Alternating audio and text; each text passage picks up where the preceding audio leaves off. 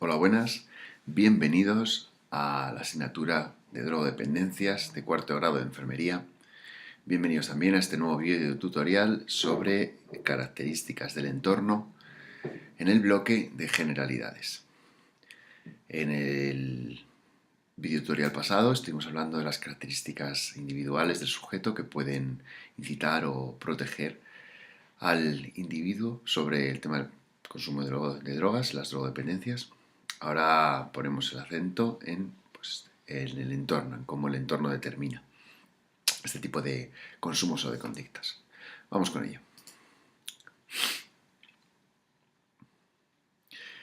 En este video tutorial trataremos estos apartados, haremos una breve introducción sobre los factores sociales, genéricos, después analizaremos los factores macrosociales, los microsociales, y abordaremos una pequeña definición sobre tres conjuntos estadísticos, tres análisis estadísticos que definen bastante bien estas características de entorno y las características de consumo a nivel individual y que son bastante utilizadas a la hora de hacer justificaciones en este ámbito.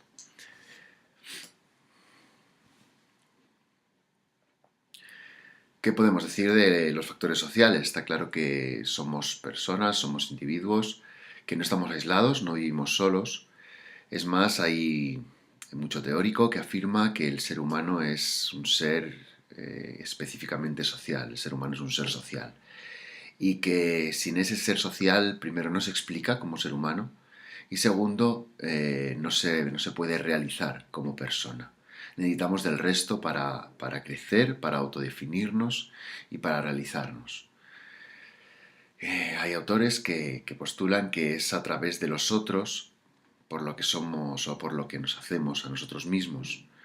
Porque al fin y al cabo, gracias a los otros, aprendemos conductas, ya sea por modelado, es decir, fijándonos en los demás, o por medio de los refuerzos, ya sean positivos o negativos, que el resto tiene a bien regalarnos o premiarnos, ¿no?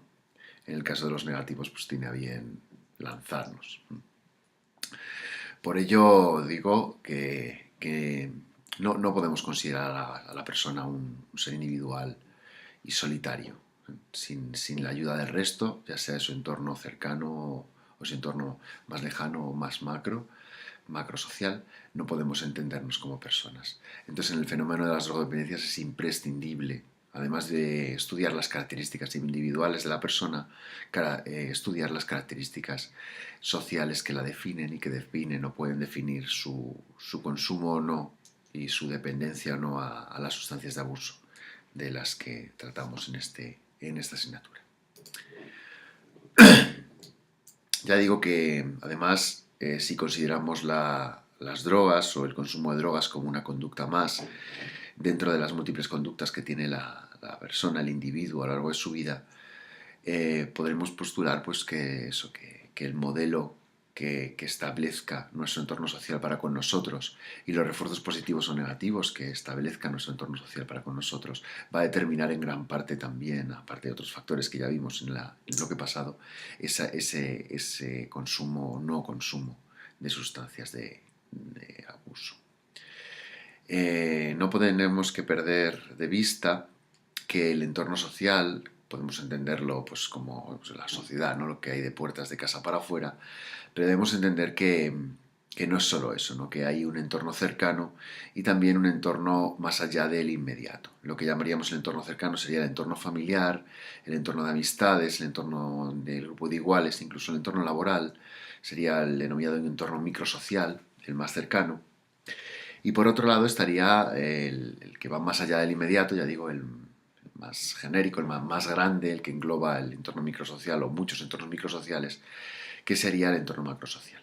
Y desde esta doble perspectiva estudiaremos las diferentes características. Bueno, respecto al entorno microsocial, podríamos diferenciar en el ámbito de la prevención de las drogodependencias, en otros ámbitos también, el ambiente familiar, el ambiente comunitario cercano, el ambiente escolar, esto sí estamos hablando pues, de jóvenes, adolescentes, y el del grupo de iguales. En el caso de que hablemos de adultos, los diferentes ambientes se mantienen y el ambiente escolar cambia por el ambiente laboral y tampoco hay mayor diferencia. tampoco somos tan diferentes, sinceramente, a lo que es un joven o un adolescente. Y vayamos analizando paso por paso los diferentes factores microsociales.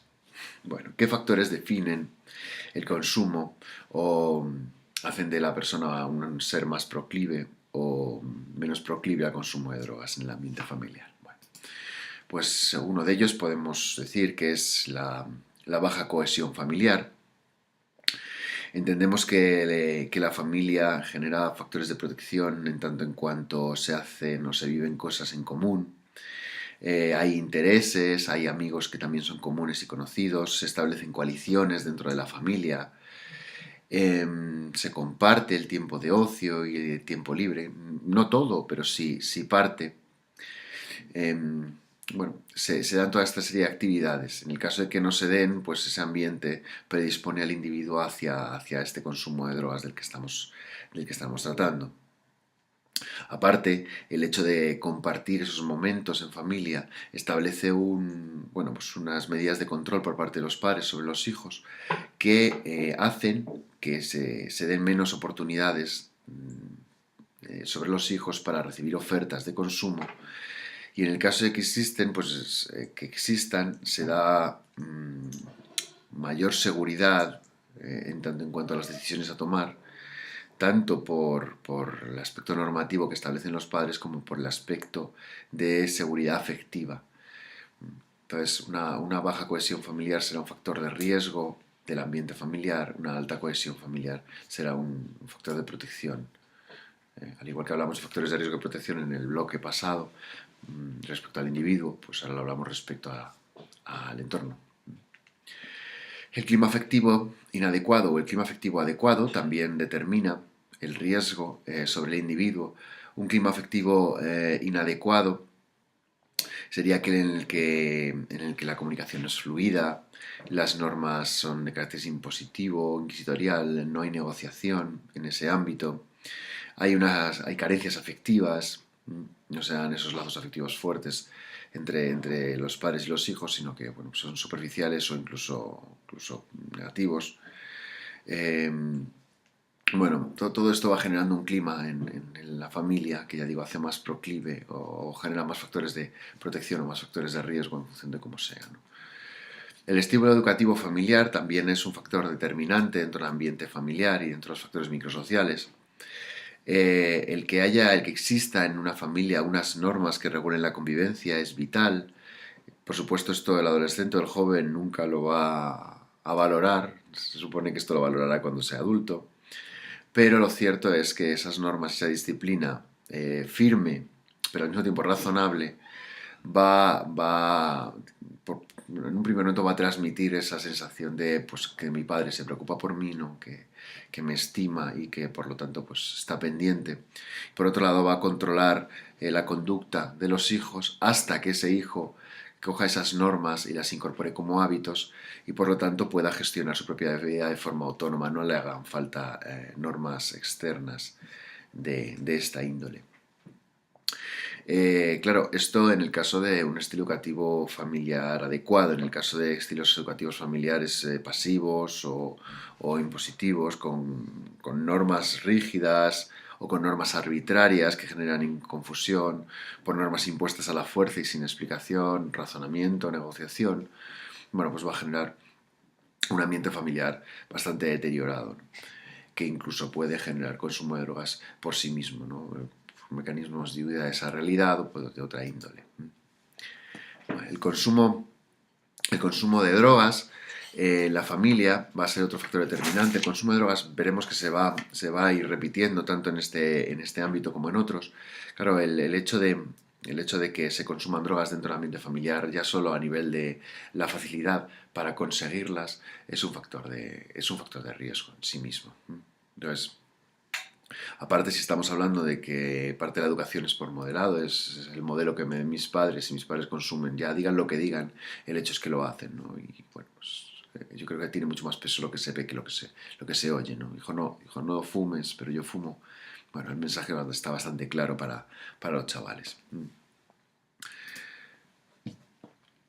Bueno, desde la perspectiva del ambiente escolar o del grupo de iguales, ¿Qué características podemos ver? Bueno, una característica sería la falta de integración escolar.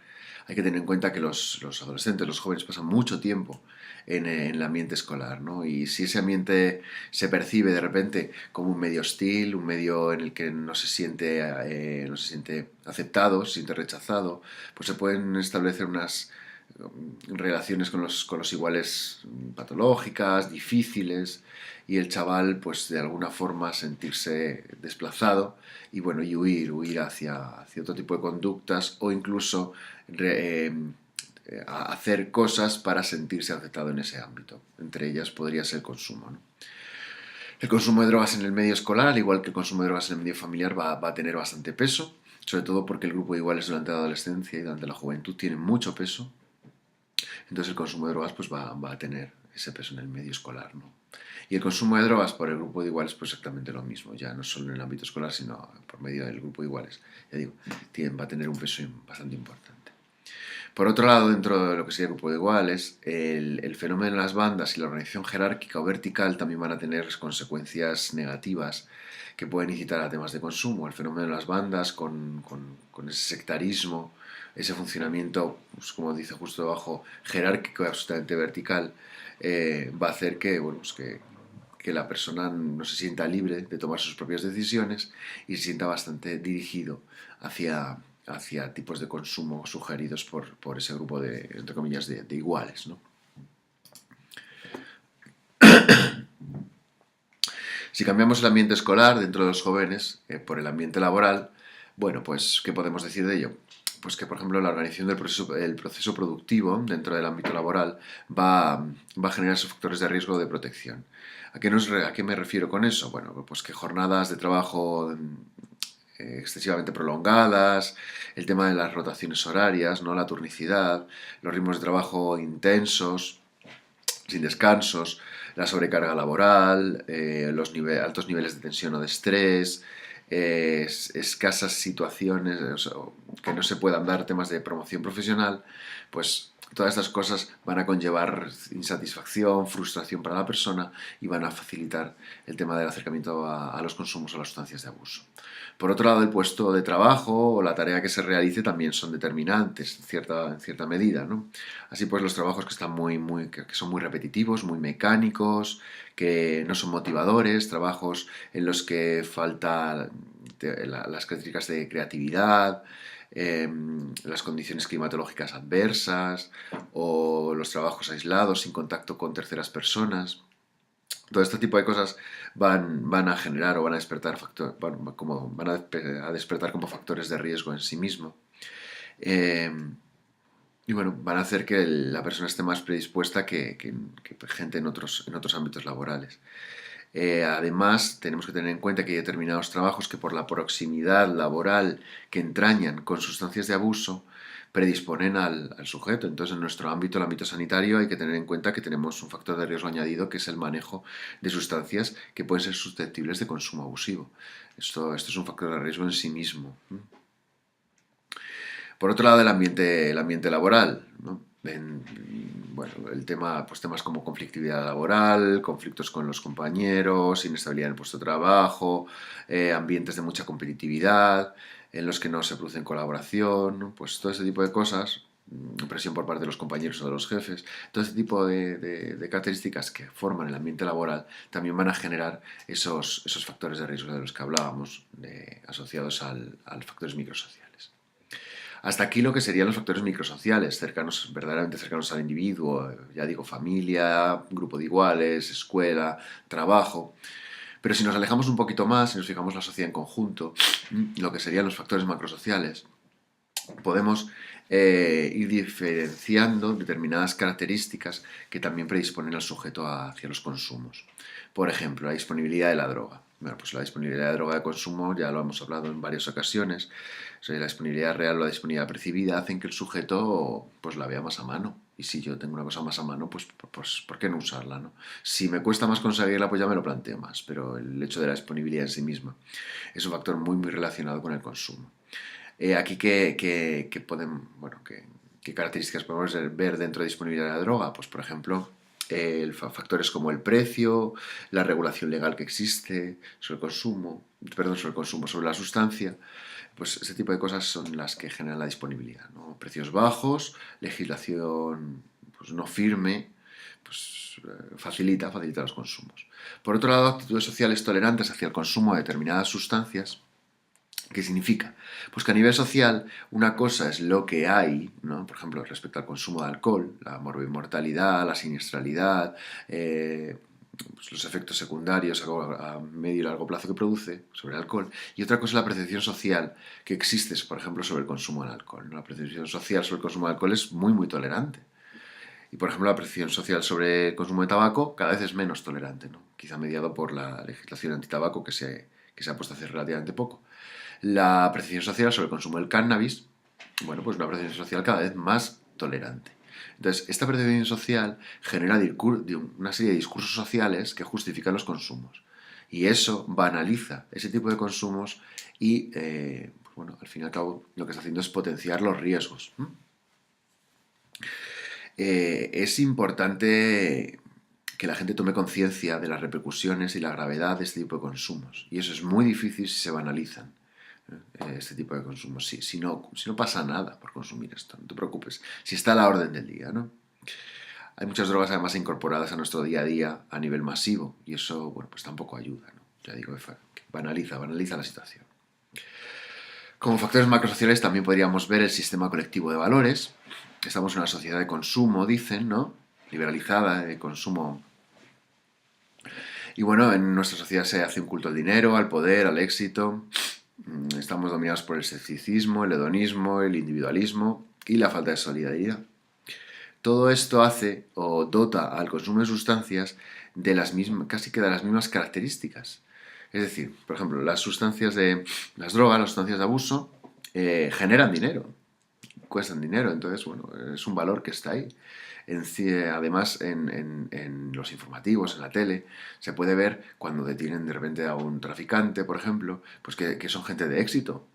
¿Dónde va a parar? Pues por supuesto que lo son. Son gente que tiene un yate, que tiene un chalet. Entonces el tráfico de drogas, pues indirectamente o subconscientemente es un negocio de éxito como tal, ¿no? Aparte, pues el hecho de eso de ser una cultura individualista y de que falta solidaridad, pues podemos ver que el razonamiento del consumidor sería, bien, esto a mí me produce una sensación placentera, y entonces, ¿por qué no consumirla, ¿no? Más allá de qué estoy ocasionando al resto, ¿no? Más allá de lo que yo siento. Ya digo, por ese individualismo quizá. Bueno, por otra parte, como más factores macrosociales, vemos la falta de recursos o facilidades para el empleo saludable y del tiempo libre. Bien, en ocasiones esa falta de recursos y de facilidades es que no existen esos recursos. No existen centros culturales, no existen centros de ocio y deporte, no existen zonas ajardinadas, etcétera, etcétera. En otras ocasiones, en los adolescentes ya no es que no existan, es que no las conocen. Pero en cualquier caso me es lo mismo. El hecho es un desconocimiento o una no existencia de esas alternativas que me llevan ¿a qué? Bueno, pues a utilizar las existentes. Y las existentes y las que están más a mano, los recursos de ocio más a mano, son justo los recursos más asociados a consumo, por ejemplo, de alcohol y de tabaco. Serían los bares, los pubs, las discotecas. Ese es el ocio más asequible y por lo tanto, bueno, pues nos acerca a una realidad, a un espacio en el que se consume. Respecto, bueno, más factores macrosociales serían, por ejemplo, la planificación urbanística, ciudades, barrios o pueblos en los que se produzcan hacinamientos en las casas, fenómenos de acumulación, fenómenos de chabolismo, en los que se carezca de servicios públicos, de centros sociales, de zonas de ocio, de esparcimiento. Bueno, todo esto genera un ambiente hostil a nivel social que repercute bastante negativamente en la realidad social del individuo, en las relaciones sociales, y también repercute bastante negativamente en el tema de los consumos de las drogas, ¿no? Por otro lado, la publicidad de las drogas legales. Bueno, parece ser que la publicidad del tabaco se ha prohibido, salvo rarísimas excepciones, ¿no? Pero bueno, la publicidad sobre el tema del alcohol está ahí, ¿no? Es un anuncio de una conocida marca y bueno, está bastante bien claro lo que venden. No están vendiendo el alcohol en sí mismo, ¿no? Están vendiendo otra cosa. No hace falta, yo creo que ni lo explique, ahí está en la imagen. Entonces, la publicidad de las drogas legales, bueno, pues está ahí y está bien trabajada y bien buscada e incide en lo que incide, hace mensajes alusivos a características positivas, a características deseadas por el sujeto que muchas veces no tienen ni siquiera que ver con el consumo de la sustancia en sí misma. Además hay que tener en cuenta no solo la publicidad, lo que llamamos publicidad directa, los anuncios directos de sustancias o de productos, sino la publicidad indirecta que se da en las series, en las películas, que está ahí, ¿no? Y el mensaje que se transmite en ellas sobre tema de sustancias, que también está influyendo. Bueno, a ver.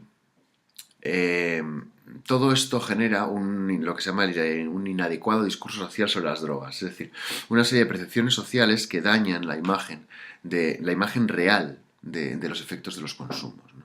Por ejemplo, la asociación entre el concepto de droga o la sustancia abuso y la juventud o el delincuente. Es decir, parece ser que la percepción social es que solo el joven consume y que solo el delincuente o que el toxicómano es un delincuente. Pero la mayoría de los consumidores, primero, no son jóvenes y segundo, ni son delincuentes, ni toxicómanos. Entonces, hay un inadecuado discurso social en este ámbito. Otro discurso social que no se entiende es el de droga como sustancia ilegal. De hecho, hay muchísimos materiales de prevención y de tratamiento que diferencian entre drogas y alcohol y tabaco. ¿Y por qué hace falta diferenciar esto? Si son sustancias de abuso, exactamente igual. Bien, cambiemos el nombre, hablemos de sustancias de abuso, si no gusta la palabra droga. Pero es que si no, estamos extrayendo todas las características de droga, las estamos extrayendo de ciertos productos de consumo, como puede ser el alcohol y el tabaco, que en sí mismos son sustancias de abuso y son drogas en sí mismas, ¿no? Otro discurso social que no inadecuado sería el de victimismo del drogodependiente. Es decir, el drogodependiente en determinados ámbitos se ve como una persona subyugada por una sustancia, como si esa persona no tuviera capacidad de elección. Esa persona tuvo capacidad de elección. Las sustancias sí generan adicción, pero esa persona tuvo capacidad de adicción en su momento. Entonces, bueno, tenemos que ser conscientes que todos en último momento somos capaces o debiéramos ser capaces de tomar una decisión. No podemos decir que hemos sido empujados por una sustancia al su consumo, porque la decisión fue nuestra, ¿no? Otro inadecuado discurso social sería la visión esta represiva del mundo de las drogodependencias. ¿Qué es la visión represiva? Bueno, eh, cada vez que sale en la televisión, en los medios, alguna noticia sobre drogas, consumo de drogas, se ve las fuerzas del orden, los juicios, ya digo, la policía, detenciones. ¿Esto a qué nos lleva? Nos lleva a ver al drogodependiente como una persona, pues, ya digo, punible o penable, ajena, que delinque, y nos lleva también a pensar que la única forma de control de eso son las fuerzas del orden. Pero bueno, teniendo en cuenta que la grandísima mayoría de los consumidores de sustancias de abuso no son delincuentes y en su vida tendrán un contacto con la policía por estos temas, deberíamos perder esa realidad. Todos tenemos algo que ver en esto y la policía no es la única persona o la única profesión que puede intervenir en estos ámbitos. Entonces debemos romper con esa visión, la visión represiva de las drogodependencias. Esta no es la única solución. Pues también en el inadecuado discurso social hablaríamos de esto, lo de la búsqueda de impacto, ¿no? Ya digo, si hiciéramos un barrido en la televisión, en los medios de comunicación y sobre la palabra droga, drogodependiente, al final, ¿qué encontraríamos? Pues encontraríamos siempre, digamos, lo peor de lo peor, ¿no? Lo peor, lo más impactante de lo más impactante. ¿Esto qué termina generando? Esto termina generando un distanciamiento del individuo, de la persona normal y corriente, con la sustancia de abuso. Nunca se va a sentir identificada. Entonces, por ejemplo, un fumador de tabaco nunca se va a sentir identificado con eso. Le va a costar mucho más ser consciente de que tiene un problema de consumo, ¿no? O un alcohólico, en principio, tampoco se va a sentir identificado. A lo mejor se siente identificado un heroinómano o se siente identificado un traficante, que es lo que se muestra en la televisión, en los medios audiovisuales. Pero poco más. Prima el impacto a nivel macrosocial en el fenómeno de drogodependencias sobre lo que es la realidad, la normalidad. Y por último, en temas de inequidad social, sería la degradación del drogodependiente mostrada en todos los medios, aleja la percepción real de la mayoría de los drogodependientes. Ya lo hemos comentado un poquito ahí, un poco antes, ¿no? El hecho el hecho de que solo se nos muestre lo perjudicado que está un heroinómano o un toxicómano. La heroína es una droga muy en desuso actualmente, pero solo se nos muestra eso, aleja la percepción real de la mayoría de los drogodependientes. Pero si la mayoría son fumadores de tabaco y alcohólicos, entonces les aleja esa realidad. Bien, pues esto es un drogodependiente, entonces yo no tengo un problema, podríamos decir, ¿sí? Bueno, ya para terminar, a nivel de datos estadísticos, a mí me gustan específicamente, utilizo específicamente 3 encuestas. Una sería la encuesta domiciliaria sobre alcohol y otras drogas en España, edades. Esta y la siguiente se sacan un año en años pares y otra en años impares. Las saca el Plan Nacional sobre Drogas. Preguntan a cada una de las comunidades, son datos trabajados en las comunidades autónomas y que después se unifican en esta encuesta. La encuesta domiciliaria es de población adulta, creo recordar que es para población adulta mayor, con datos para mayores de 18 años, y nos da pues una interesante fuente de datos para justificaciones o bueno, pues para conocer la realidad de lo que es el consumo en población adulta, ¿no? Y la percepción subjetiva del consumo de drogas en población adulta. Si quisiéramos hablar de población juvenil o infantil, entonces tendríamos que irnos a la segunda, encuesta estatal sobre uso de drogas en enseñanzas secundarias, mientras que la primera se hace de casa en casa a personas adultas, la segunda se hace en enseñanza secundaria, en institutos, a chavales de entre 14 y 16 años, creo recordar. Bueno, es una encuesta bastante buena para ver edades de inicio, para ver percepciones subjetivas respecto a consumos, a disponibilidades de la población juvenil, ¿no? Es muy, muy interesante, sobre todo si estamos embarcados en ámbitos de prevención con ese tipo de colectivo. Y por último, bueno, podemos encontrar muchas más estadísticas, pero a mí también me gusta esta, el Informe Mundial sobre Drogas de la UNODC. Es un informe de la Organización Mundial de la Salud, que, bueno, pues que nos da datos de toda Europa, de todos los países miembros de Naciones Unidas en realidad, pero del que se pueden también extrapolar datos para Europa. Hay otras estadísticas específicas para Europa, pero bueno, tampoco, yo no las utilizo tanto, pero son perfectamente lícitas de utilizar. De cualquiera de estas estadísticas y de otras que encuentren, o de otros en encuestas que encuentren, se podrían ir sacando datos para justificar nuestros propios proyectos, nuestras propias intervenciones, o ya digo, para hacer un análisis de la realidad y conocerla en profundidad, conocer ese entorno. Y hasta aquí lo que sería el bloque, el módulo de entorno, dentro del módulo de generalidades. Con el tema de entorno terminamos el módulo de generalidades. Para el próximo vídeo tutorial ya pasaríamos al módulo de prevención. Muchas gracias por la atención prestada y bueno, pues cualquier duda pues nos vemos en clase o repasen el video tutorial y los materiales. Muchísimas gracias.